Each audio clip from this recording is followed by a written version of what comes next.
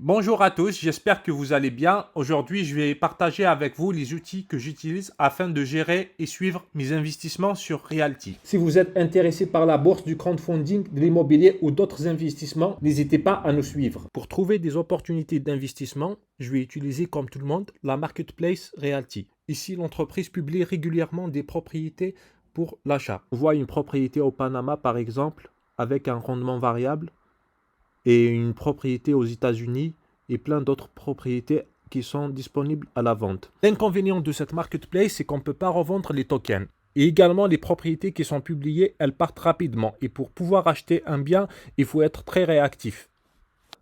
Un autre outil que j'utilise en parallèle de la marketplace est le YAM. C'est l'équivalent du Bon Coin pour acheter et revendre les propriétés. L'avantage, c'est qu'il offre une très bonne liquidité. Ici, nous allons trouver les propriétés qui sont publiées par les investisseurs à la vente. Ici, nous allons trouver les propriétés qui sont publiées par les investisseurs.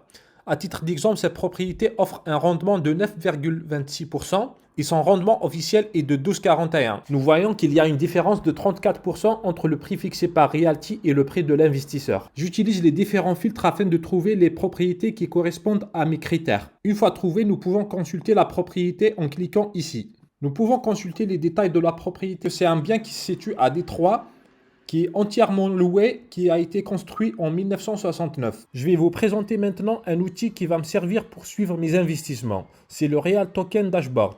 Cet outil a été développé par la communauté Realty. Cet outil est très intéressant car il nous offre une vue globale sur l'ensemble de notre portefeuille, les loyers qu'on reçoit par période de temps, le rendement annuel, le nombre de propriétés qu'on possède, ainsi que le taux de leur occupation. Nous avons également les photos de chaque maison ainsi que leurs caractéristiques. On peut cliquer sur n'importe quelle propriété et on a des informations qui sont utiles. Nous avons le détail financier de chaque maison ainsi que les statistiques du marché secondaire sur l'UYAM. Une autre plateforme que j'utilise afin d'acheter des USDC, c'est la plateforme Mon Pèlerin. C'est une plateforme d'échange de crypto-monnaies. Nous pouvons payer soit par carte bancaire, soit par virement. Moi, je préfère les virements car les frais ils sont extrêmement très réduits. Cette plateforme est très pratique et intuitive pour l'utilisation. Je vous mets un lien en commentaire si vous voulez vous inscrire sur cette plateforme.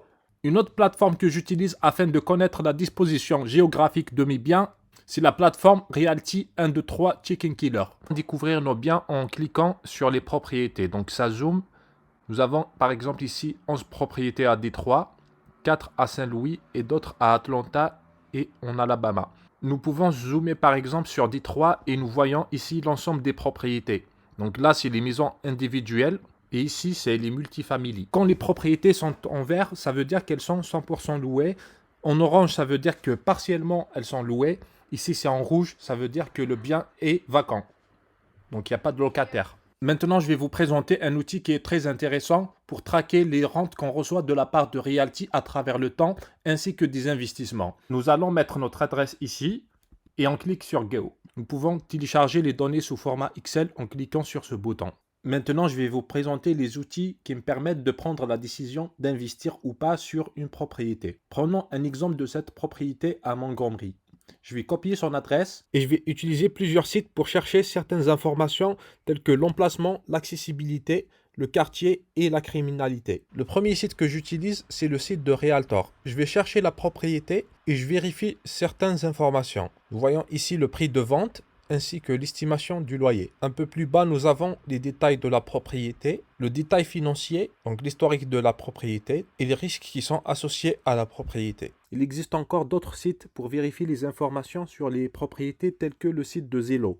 Je fais une comparaison entre les différents sites afin de prendre ma décision. Maintenant, je vais vous présenter deux outils qui sont très intéressants. Le premier, c'est le groupe Telegram de Realty. Ici, nous allons trouver différentes annonces, par exemple les nouveaux projets qui sont publiés par la plateforme. Ils annoncent la disponibilité des propriétés de réinvestissement ainsi que la publication des ventes sauvages. Les ventes sauvages, c'est quand il y a plusieurs personnes qui vendent leurs tokens en masse. Realty va proposer de les racheter. Ils vont les proposer à d'autres investisseurs. N'hésitez pas à rejoindre le canal Telegram. Il vous sera très utile.